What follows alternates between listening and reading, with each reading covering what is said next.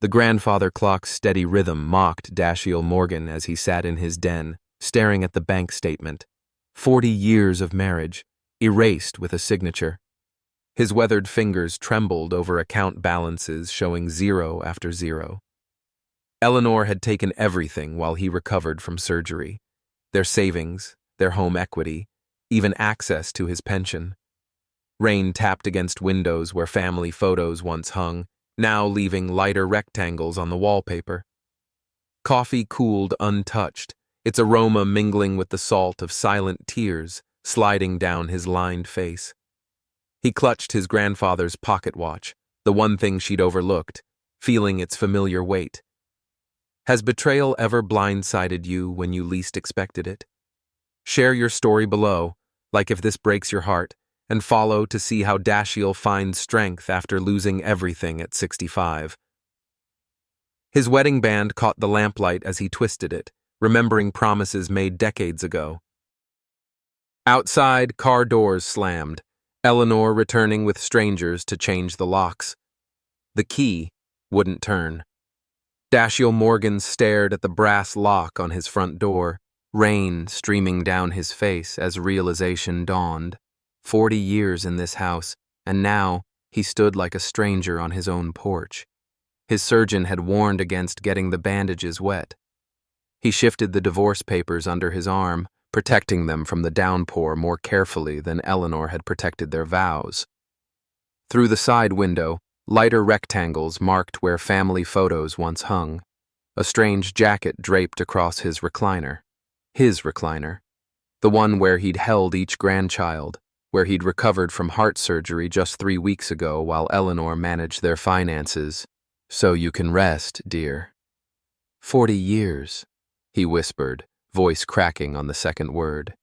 His knees weakened, and he steadied himself against the porch column, the wood grain familiar under his weathered architect's hands. Hands that had designed structures to withstand hurricanes but couldn't hold together his own life. The rain intensified, soaking through his light jacket. No point standing here like a fool.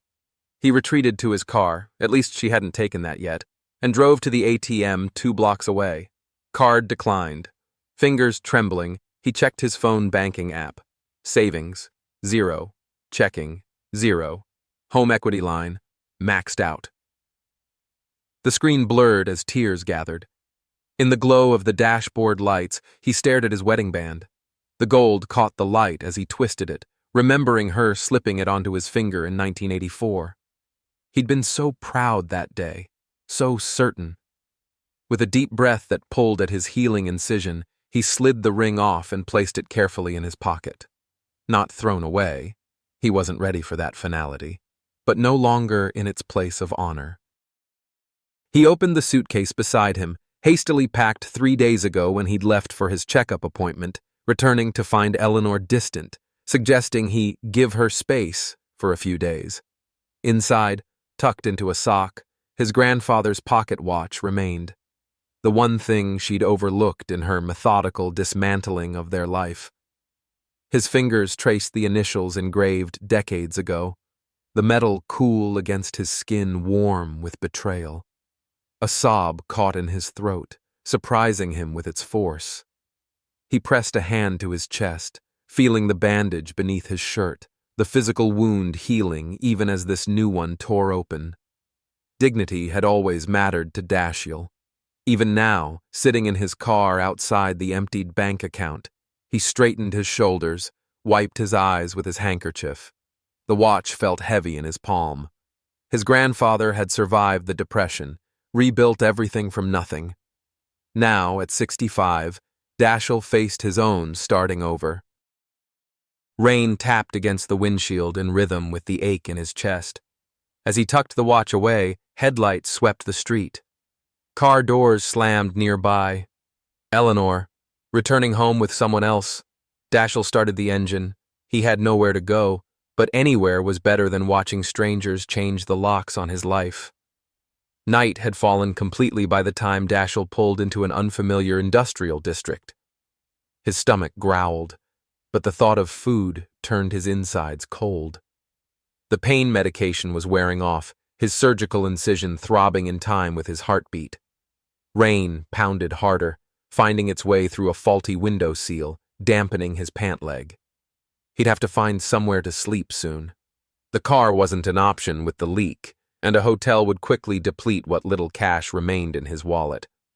Dashiell killed the engine and sat listening to the rain, mind racing through options that grew bleaker by the minute. A whimper cut through the downpour. At first he thought he'd imagined it, his own despair finding voice. Then it came again, unmistakable, animal, frightened. Dashiell reached for the walking stick the hospital had insisted he use while recovering. His doctor would disapprove of him venturing out in this weather with a healing incision, but the sound pulled at something deeper than self-preservation. The alley across the street flickered in unreliable light from a damaged street lamp. 3 men surrounded a cowering shape pressed against the brick wall. Even from a distance, Dashiell could see the dog's ribs through matted fur. "Just grab it," one man said. "Boss pays extra for the unbroken ones." Traffickers. The word formed in Dashiell's mind with unexpected clarity, cutting through his personal fog. He'd read about rings that collected strays for fighting operations. He should call someone, drive away, find help. But the dog's eyes met his across the distance, dark pools of fear mirroring his own situation. Abandoned, cornered. Without thinking through the consequences, Dashiell stepped into the alley, walking stick gripped tight. "Evening, gentlemen," he said, voice steadier than he felt. "That dog seems to be in distress." The tallest man turned, rain dripping from his hood. "Mind your business, old man, unless you want trouble." Dashiell's knees threatened to buckle, the day's emotional and physical toll catching up. But he straightened, positioning himself between the men and the dog. "I'm afraid this is my business now." They laughed, the sound echoing off wet brick walls. "Look at this hero. What you gonna do with that stick, Grandpa? You can barely stand." He was right. Dashiell felt lightheaded, his surgical wound protesting every movement. But standing here, facing something concrete he could fight against, felt strangely clarifying after the shapeless betrayal of the morning. "I may be old," Dashiell said, "but I've got nothing left to lose today."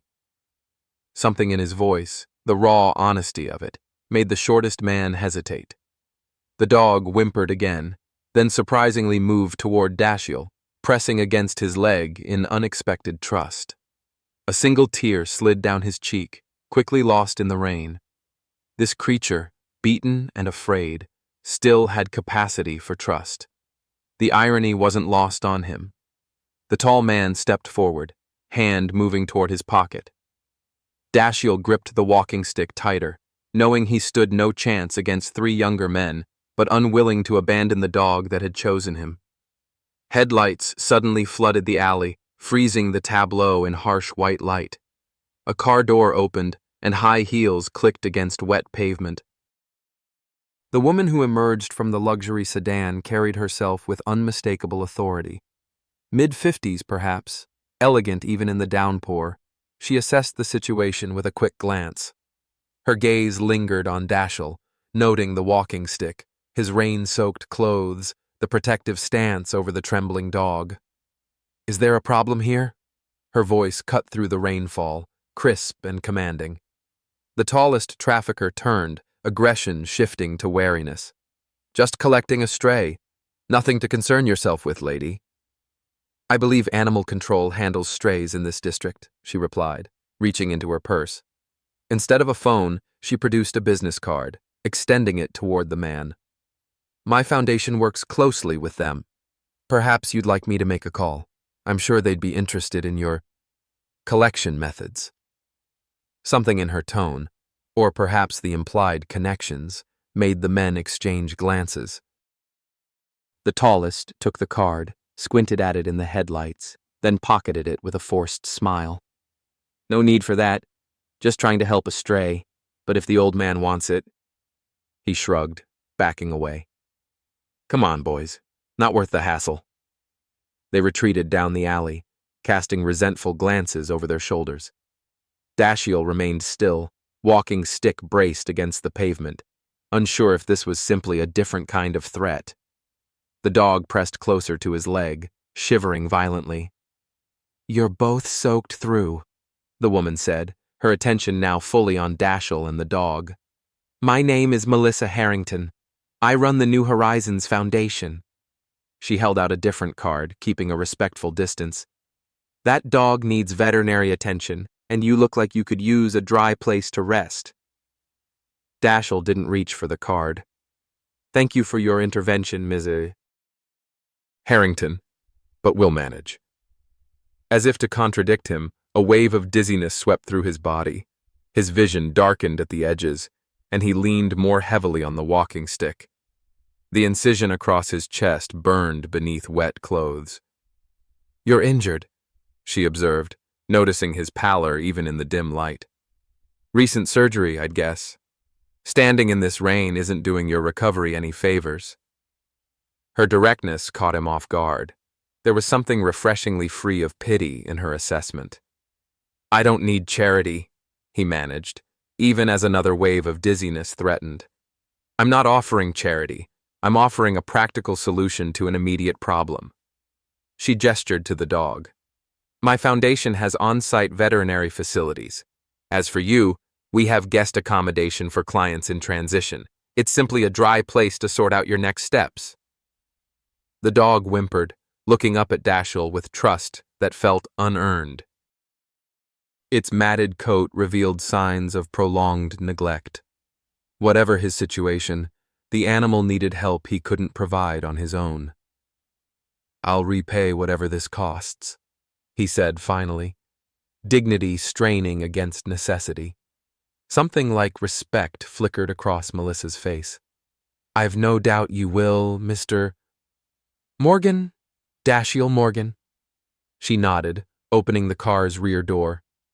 "Well, Mr. Morgan, let's get you both somewhere warm and dry before you collapse. We can discuss repayment when you're not shivering in an alley." Dashiell hesitated, one hand unconsciously moving to his pocket where his grandfather's watch rested, the last tangible piece of his former life. The dog looked up at him, then limped toward the open car door as if making the decision for both of them. With reluctance that tasted bitter, Dashiell followed, gathering the dog carefully in his arms before sliding into the leather back seat. The sudden warmth and shelter made him realize how cold he'd become. His wet clothes clung uncomfortably to the bandages beneath. As the car pulled away, he caught glimpses of the city through rain-streaked windows, familiar landmarks receding into unknown territory. The dog settled against him, its trembling gradually subsiding.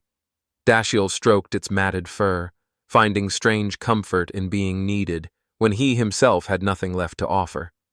The final turn brought them through ornate gates that opened automatically, revealing sprawling grounds and a main house that glowed with warm light against the darkness. Dashiell tensed at the unexpected grandeur, clutching the dog a little tighter as the only thing in this new world that made any sense. The garden house exceeded anything Dashiell had expected. Attached to the main estate by a covered walkway, it stood as a testament to craftsman architecture, the kind that had first inspired his career path 50 years ago. Even in the dim evening light, his professional eye cataloged the quality workmanship: hand-carved moldings, mortise and tenon joinery, quarter-sawn oak floors that had aged to a deep amber. "It needs some attention," the housekeeper, Mrs. Chen, explained as she showed him around. "Ms. Harrington has been meaning to restore it." Dashiell nodded, automatically assessing what would be required: refinishing rather than replacement for the floors, careful restoration of the original fixtures. His fingers traced the woodwork with unconscious reverence. "The bathroom is through there. Fresh towels on the rack, medical supplies in the cabinet if you need to change your bandages." Mrs. Chen's observant eyes had noted his discomfort. "Ms. Harrington has taken your friend to our veterinarian. She'll bring him back when they're finished." Friend. The word caught him off guard. He hadn't even named the dog yet, but somehow they'd become bound by circumstance. Thank you, Dashiell said, the simple phrase inadequate for the overwhelming transition from alley to this sanctuary. Mrs. Chen left him with a light meal tray, fresh clothing, and an assurance that breakfast would arrive at 8. Then he was alone, the quietness of the space emphasizing the tumult of the day. Dashiell moved to the spacious bathroom, catching his reflection in the mirror. A stranger stared back, hair plastered to his head, face gaunt with shock and pain, eyes hollow with disbelief. He peeled off his wet shirt, wincing as the fabric stuck to his bandages. The incision underneath looked angry but intact. Small mercies. The shower's hot water was another mercy, washing away the day's physical residue while his mind continued to replay Eleanor's betrayal in an endless loop. How long had she been planning it? Had anything in their marriage been genuine?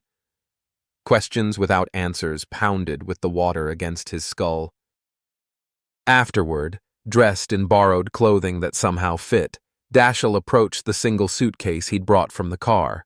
The unpacking took less than 5 minutes, his possessions barely filling one drawer in the bedroom's massive armoire.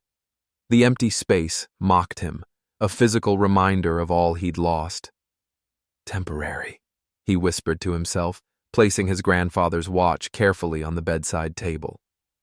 This is temporary. Sleep came in fitful bursts, interrupted by phantom door locks turning and dream Eleanor laughing from the shadows.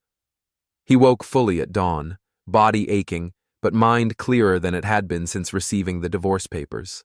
The breakfast tray arrived precisely at 8, accompanied by a foundation brochure and local newspaper.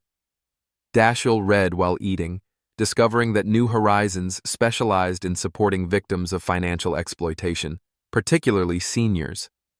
The coincidence seemed too precise to be accidental. Mid-morning, Melissa herself appeared at the garden house door with the dog, now clean, bandaged, and wearing a proper collar. The vet says he's about 7 years old, severely malnourished, but no permanent damage, she explained, watching as the animal limped immediately to Dashiell's side. He'll need consistent care for several weeks. I'm not in a position to provide that, Dashiell admitted, though his hand automatically reached to stroke the dog's head. Shadow seems to think otherwise. Melissa smiled slightly. That's what the staff started calling him. He follows everyone like a shadow, but he's been watching the door since dawn, waiting for you. The dog, Shadow, pressed against Dashiell's leg in silent confirmation. Despite everything, something warm unfurled in his chest. To be needed, to be waited for, when his whole world had discarded him. I need to discuss your situation as well, Mr. Morgan, Melissa continued, gesturing toward the main house. Perhaps you could join me for lunch. There's something I'd like to propose. Dashiell's wariness returned. Nothing came without strings. A lesson yesterday had reinforced brutally. What kind of proposal? A professional one. I understand you're an architect? The question caught him off guard. I was retired now. And yet you immediately assessed everything that needs restoration in this garden house. She smiled at his surprise. I recognized the look. My father restored historical properties. Before he could question further, she handed him a folder. These are from our foundation offices. I'd appreciate your professional opinion over lunch. Dashiell opened the folder to find architectural drawings, renovation plans for what appeared to be the foundation's community center. His trained eye caught excellent concepts with some serious structural flaws. Without thinking, he reached for a pencil from his pocket that was no longer there. Melissa produced one from her jacket. We eat at noon. Bring your thoughts. Left alone, Dashiell spread the drawings on the desk by the window. For the first time since finding himself locked out of his home, he felt a flicker of his former self, stirring. His fingers traced the plans, mind already solving problems, finding solutions. It was only when Shadow settled at his feet, content just to be near, that Dashiell noticed the date on the drawings. 3 weeks ago, before his world imploded, before the alley confrontation. His name was already penciled in as consulting architect in the corner. This hadn't been a chance encounter. Melissa Harrington had been looking for him specifically. The question was why. The main house dining room could have comfortably seated 20, yet Melissa had arranged for an intimate table by the French doors overlooking the garden. Crystal gleamed in late afternoon sunlight. Silver service reflected Dashiell's uncomfortable expression as he adjusted the borrowed jacket that fit too well to be coincidental. "You have questions," Melissa said as the housekeeper served their first course. "About the drawings." Dashiell appreciated her directness. "They're dated before we met. You knew who I was in that alley." "Not exactly." She took a sip of water. "I knew your work. The Westfield Cultural Center renovation was yours, wasn't it? A colleague serves on their board and showed me the plans when I mentioned needing a consultant with historical restoration experience. That doesn't explain why my name was already on your drawings. Hope, Mr. Morgan. I'd been trying to reach you for 2 weeks. Your office said you were on medical leave and your home phone went unanswered." She gestured to his chest. "Heart surgery, I presume?" He nodded, slightly disarmed by her transparency. "Valve replacement." 3 weeks ago. Then I owe you an apology for the rain and exertion yesterday. Not exactly recommended during recovery. Her tone remained professional, But genuine concern flickered in her eyes. "As for finding you in that particular alley, pure coincidence. I was leaving a community board meeting nearby." The explanation seemed plausible, yet Dashiell's trust had been shattered too recently to accept coincidences. And the Foundation's focus on financial exploitation? Another coincidence? That's been our mission for 7 years. She held his gaze steadily. "Though I suspect you may now have personal insight into our client's experiences." The reference to his situation, delivered without pity, felt like a challenge rather than an insult. Dashiell found himself respecting her approach despite his suspicions. They discussed the renovation plans through the main course, Dashiell pointing out structural issues while Melissa took notes. His mind engaged with the professional challenge, momentarily setting aside personal turmoil. It felt good to think about something he could fix. As dessert arrived, Melissa's demeanor shifted subtly. She twisted an emerald ring on her right hand, the first nervous gesture he'd observed in her composed presence. "I have a second proposition, Mr. Morgan, one unrelated to your architectural expertise." Dashiell set down his fork, wariness returning. "I'm listening." "My parents are visiting next weekend. They're traditional people with very specific expectations for their only daughter." She straightened as if bracing herself. "They've spent the last decade trying to marry me off to suitable candidates from their social circle. And this concerns me how exactly? I need a fiancé." She delivered the statement with businesslike precision. "A temporary one, just for the weekend visit."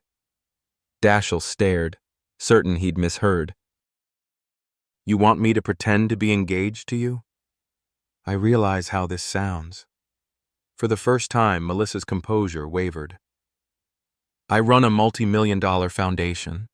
I've helped hundreds of people rebuild their lives, yet every family gathering becomes an interrogation about my marital status. At 58, I'm apparently still incomplete without a husband." The frustration in her voice rang genuine, but Dashiell shook his head. "Ms. Harrington, I appreciate the shelter and assistance with Shadow, but I'm not for hire as a personal escort." "I'm not suggesting—" She stopped, recalibrating. "I'm offering a business arrangement, temporary accommodation and a consulting fee for the renovation plans, plus an additional compensation for the social engagement.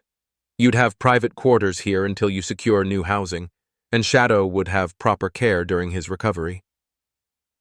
A tear unexpectedly appeared in her eye, quickly blinked away. "I need someone respected and established, not some desperate young man my mother will immediately dismiss." The word desperate struck a nerve. Is that how he appeared now? A desperate old man, pathetically grateful for any kindness? Dashiell stood, napkin placed precisely beside his plate. "Thank you for lunch, Ms. Harrington." I'll gather my things from the garden house. She didn't try to stop him as he walked out, dignity intact, but future uncertain. The next morning found Dashiell in the Foundation's community center, waiting for his appointment with their housing coordinator. Shadow lay at his feet, bandaged leg extended carefully on the polished floor.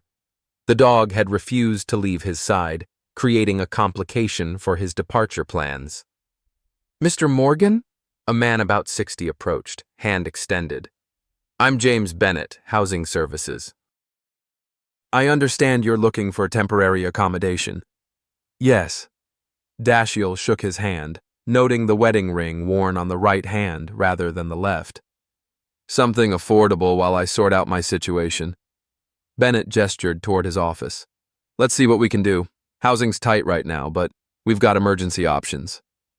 The office walls displayed success stories, before and after photos of clients who'd rebuilt after financial devastation.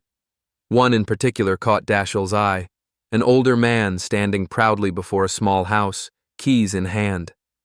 "That's Walter," Bennett explained, following his gaze.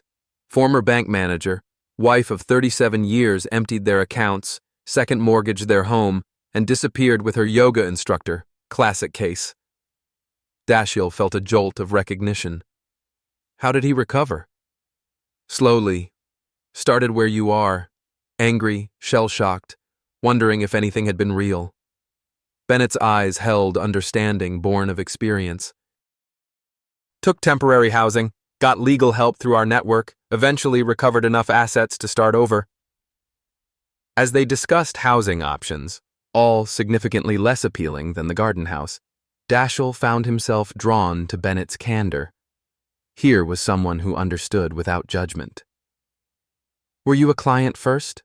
Dashiell asked finally, gesturing to the right-hand ring.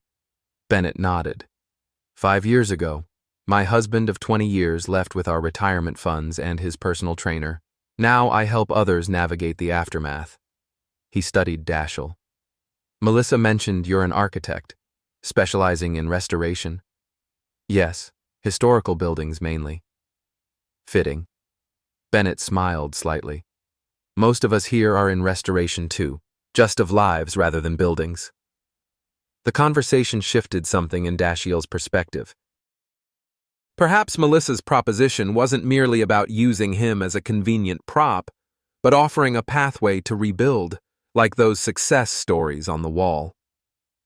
That evening, he knocked on the main house door, Shadow at his heels. "About your proposition," he said when Melissa appeared. "I have conditions." Has life's cruelest betrayal ever led you to an unexpected second chance? Share your story below, like if this resonates with your journey, and follow to see if Dashiell's heart can trust again after such devastating pain. The charity gala transformed the Grand Meridian Hotel's ballroom into a glittering testament to New Horizons Foundation's influence. Crystal chandeliers cast flattering light over donors in formal attire, while a string quartet provided cultured ambience. 3 days into their charade, Dashiell adjusted his borrowed tuxedo with growing confidence. The afternoon introduction to Melissa's parents had gone surprisingly well. Victor Harrington impressed by Dashiell's architectural knowledge, Margaret won over by Shadow's attachment to him. "You look rather distinguished," Melissa whispered, appearing at his elbow with champagne flutes. "Father's already told 3 people about your Westfield restoration." The comment warmed him unexpectedly. Professional respect felt like solid ground in a world that had shifted beneath him. "Your parents seem less formidable than you suggested." "They're on best behavior for the gala. It's their generous donation we're celebrating tonight." She smiled, the expression reaching her eyes in a way it hadn't during their rehearsals. "Thank you, Dashiell, for all of this." The genuine gratitude in her voice made something shift between them, acknowledgement that their arrangement had become more complex than a simple business transaction. Before he could respond, Melissa's expression froze, her gaze fixed on something across the room. "What is it?" Dashiell turned, following her line of sight. The champagne flute nearly slipped from his fingers. Eleanor stood near the entrance, elegant in a black dress he'd never seen, arm linked with a younger man's. His wife, soon-to-be ex-wife, looking completely at home in this world of wealth she'd never mentioned knowing. Without conscious thought, Dashiell's hand found Melissa's, fingers intertwining for genuine support rather than performance. A single tear threatened, quickly blinked away as memories flooded back. Their wedding day 40 years earlier, her smile then as bright and seemingly sincere as it was now, directed at her companion. "That's my ex-fiancé," Melissa whispered, her own shock evident. "Richard, I didn't know they were—" Eleanor spotted them, her practiced social smile faltering momentarily before returning with renewed brilliance. She whispered something to Richard, then began making her way toward them, navigating through clusters of guests with the confidence of someone accustomed to such gatherings. "Dashiell, darling," her voice carried the perfect note of surprised pleasure. "What an unexpected delight." He stood straighter, acutely aware of his surgical scar beneath the tuxedo shirt, a physical reminder of his vulnerability when she'd executed her betrayal. "Eleanor, you look remarkably well." She leaned in as if to kiss his cheek, the familiar scent of her perfume triggering a cascade of memories, especially considering your situation. "My situation has improved considerably," he replied, voice steady despite the storm raging beneath his composed exterior. "As has my understanding of our marriage." Eleanor's smile tightened almost imperceptibly. "We should catch up properly. Perhaps lunch next week." "There are some financial matters still pending. I believe our lawyers can handle those discussions." Dashiell felt Melissa's hand squeeze his gently. Solidarity in this unexpected battlefield. "I'm quite familiar with the financial matters now, including the timing of certain transactions."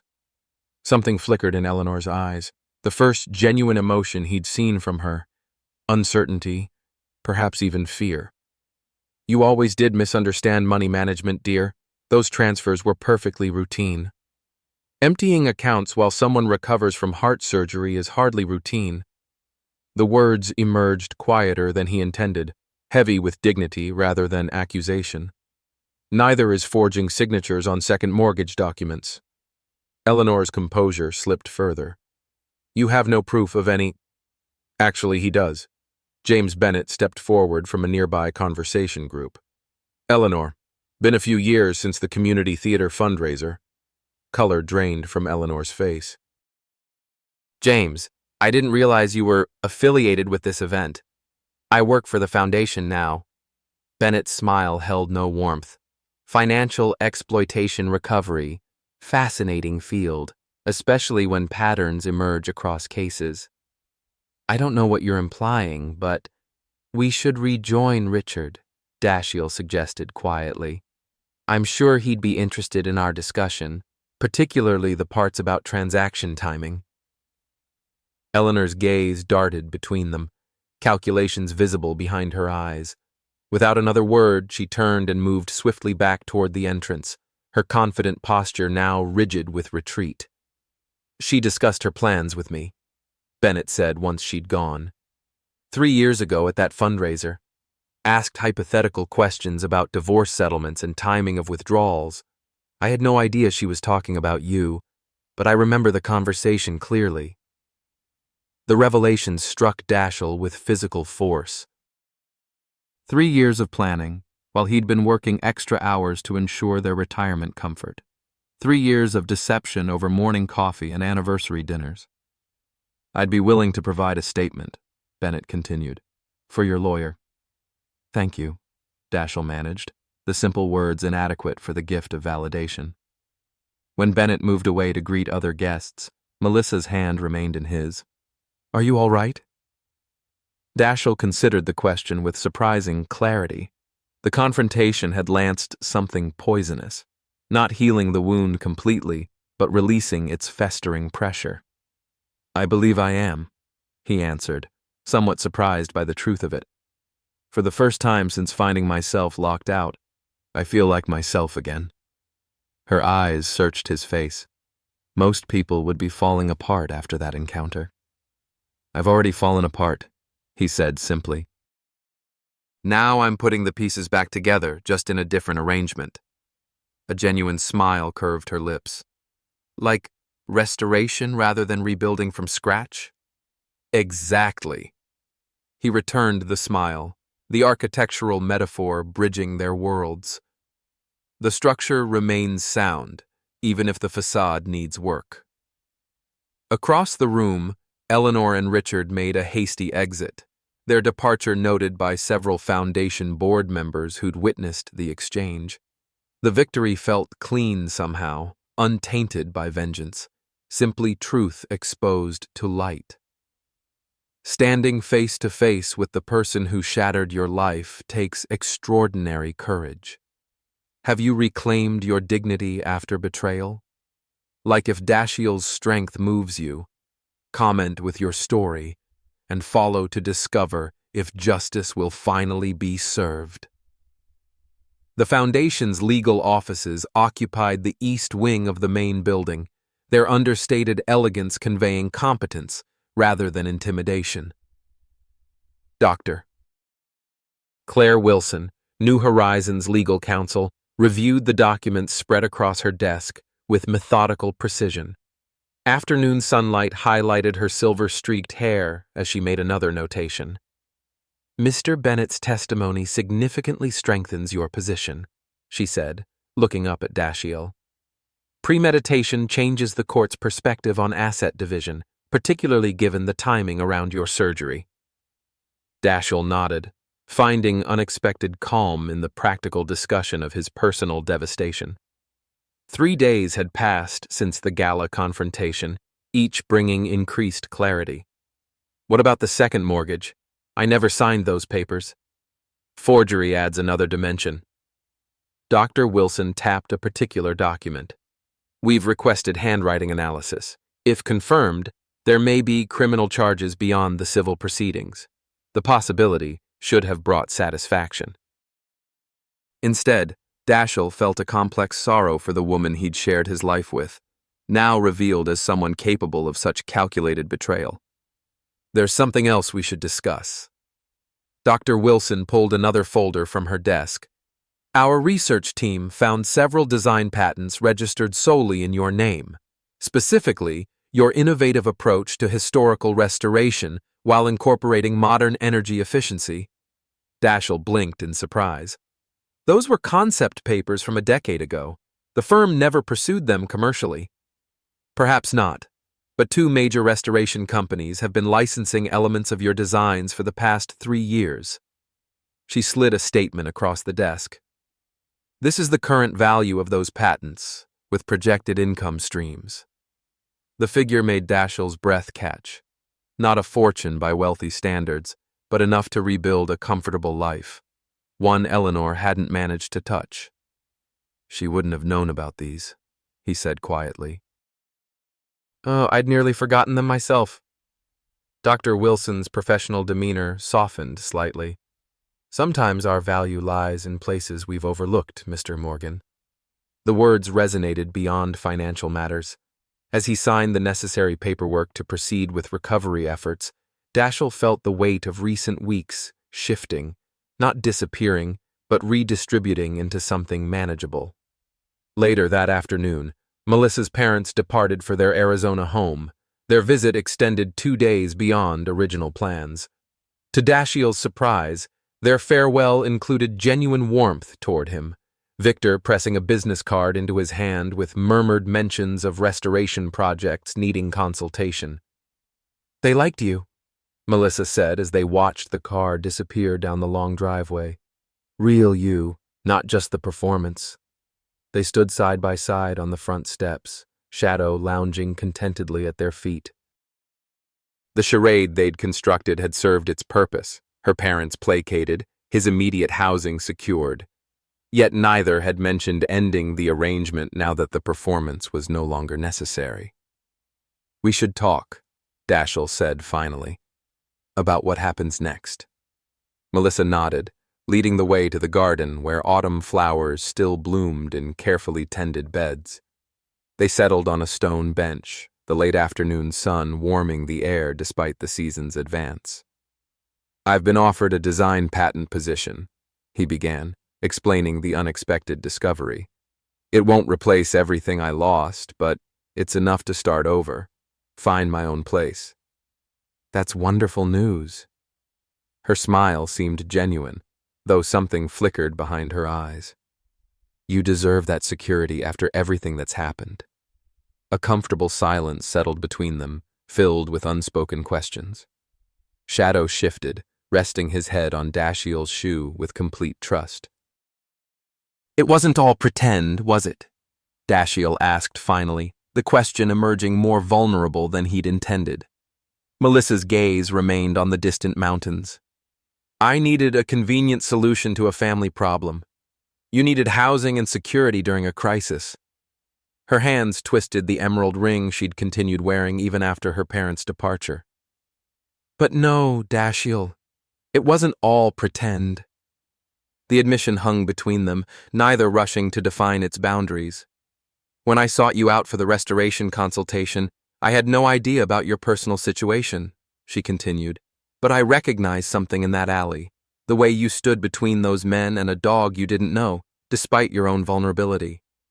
It reminded me why I started this foundation.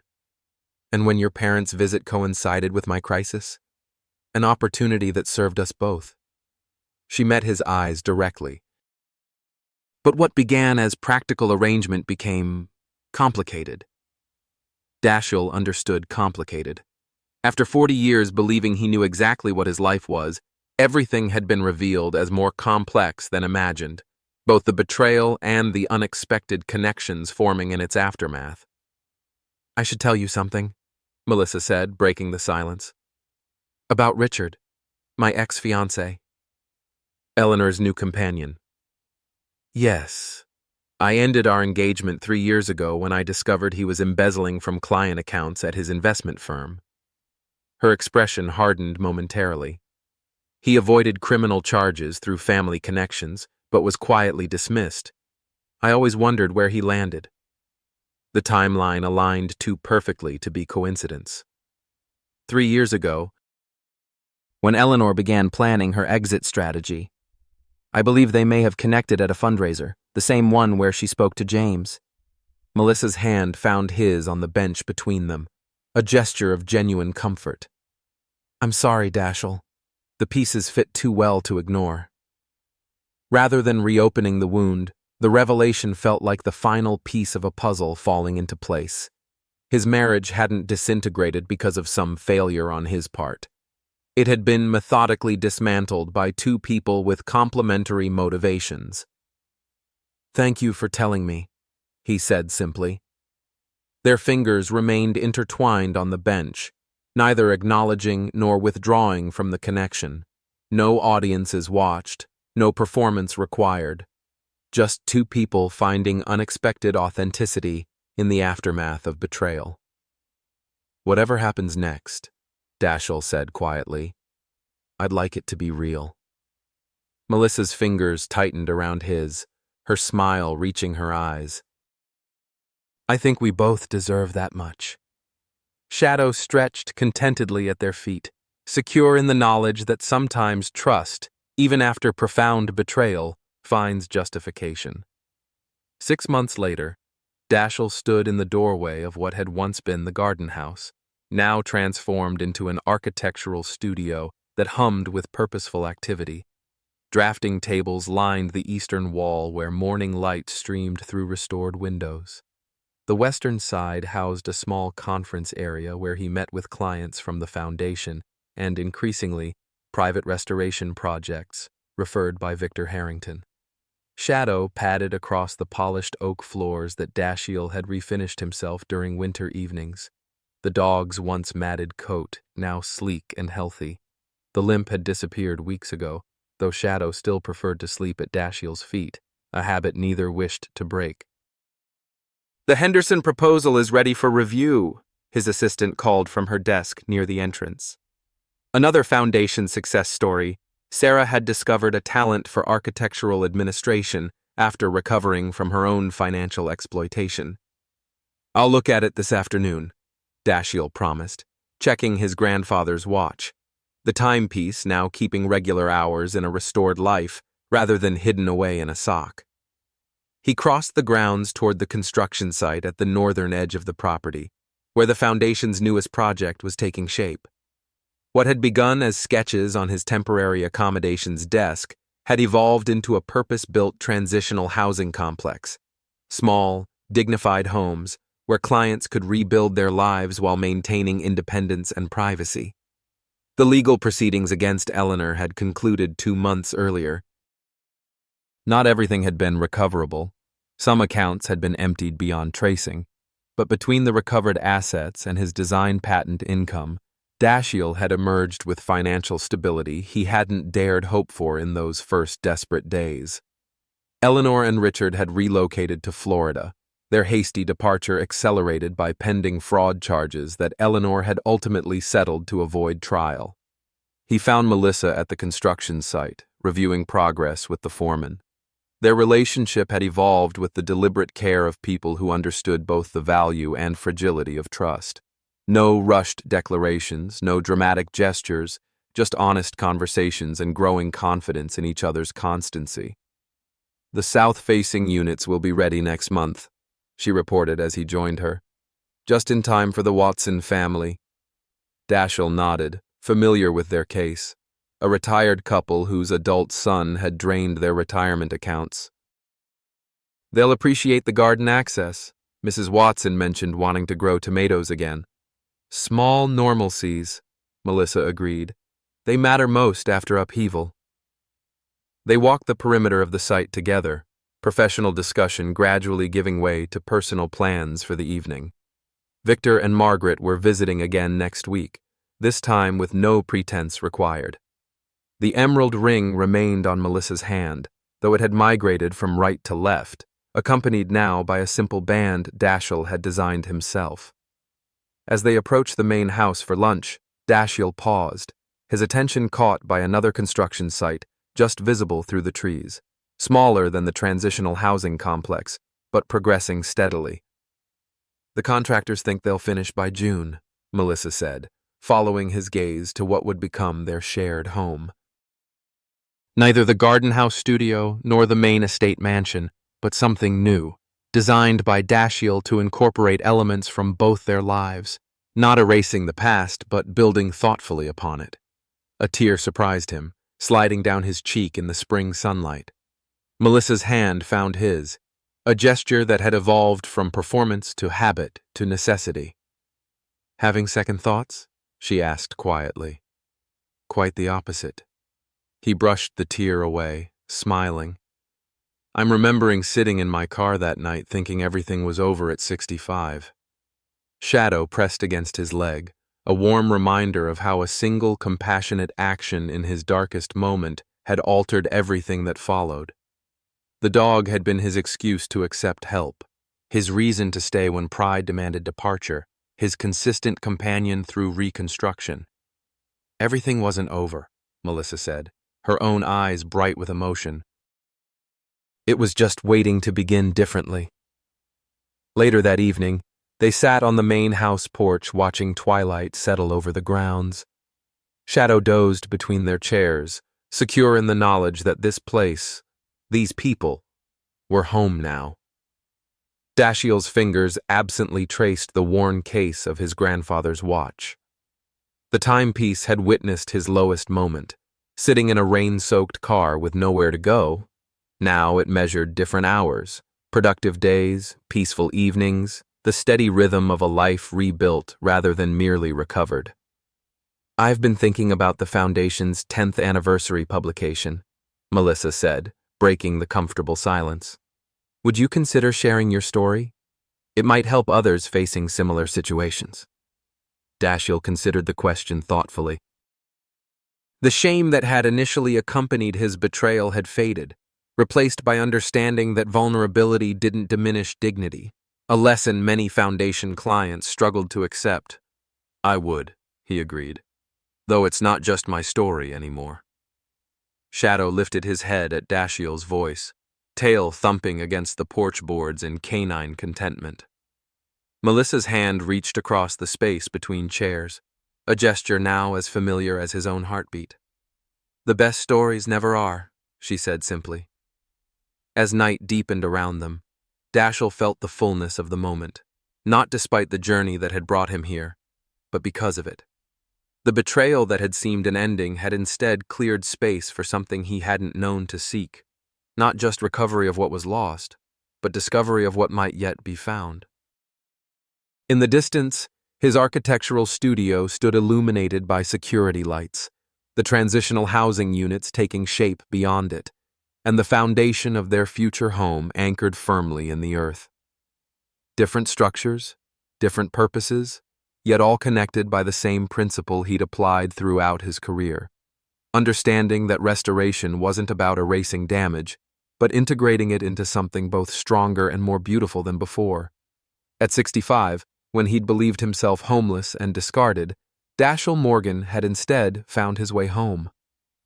Dear friend, you know that moment when the ground shifts beneath your feet, when someone you trusted takes everything, not just your savings or your home, but your belief in what was real. Maybe you've sat at a kitchen table much like Dashiell's, staring at evidence of betrayal while memories of shared laughter turn to ash in your mouth. That cold realization that 40 years can be undone with a signature. We've all felt that trembling hand, that first tear that falls before we even know we're crying. Trust breaks in the quietest ways, doesn't it? In the empty spaces where family photos once hung. In the lock that no longer turns for your key. In the careful plans someone made while you were vulnerable, thinking you were loved. Ain't nothing that cuts deeper than discovering the person who promised forever was just waiting for the right moment to leave. You find yourself questioning every memory, wondering if any of it was genuine, those anniversary dinners, those whispered promises, those plans for growing old together. But here's what Dashiell discovered, and maybe you have too. We carry more within us than others can take away. When your world collapses at 65, it's not the end of your story. It's the beginning of one you never expected to write. That professional expertise you built over decades, still valuable.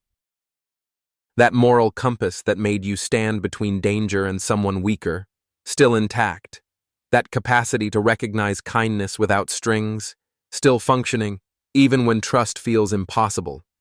The porch swing might creak differently now. The evening breeze might carry memories that sting rather than comfort.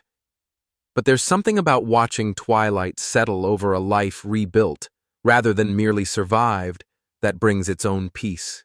Your trembling hands grow steady again. The tears that once came unbidden now arrive with purpose, sometimes in gratitude for unexpected second chances, sometimes in wonder at your own resilience. Remember this, dear heart. At 65 or 70 or beyond, you're not too old for new beginnings. Your legacy isn't just what was taken, but what you choose to build from the ruins. Your wisdom sees clearer now, recognizing false promises, but still open to authentic connection. Your dignity was never in your bank account or your address. It was in how you rose each morning, how you extended kindness even when receiving none, how you refused to let betrayal define your worth. The chapters ahead might look different than you planned, but they're still yours to write, with tear stains and triumph sharing the same pages.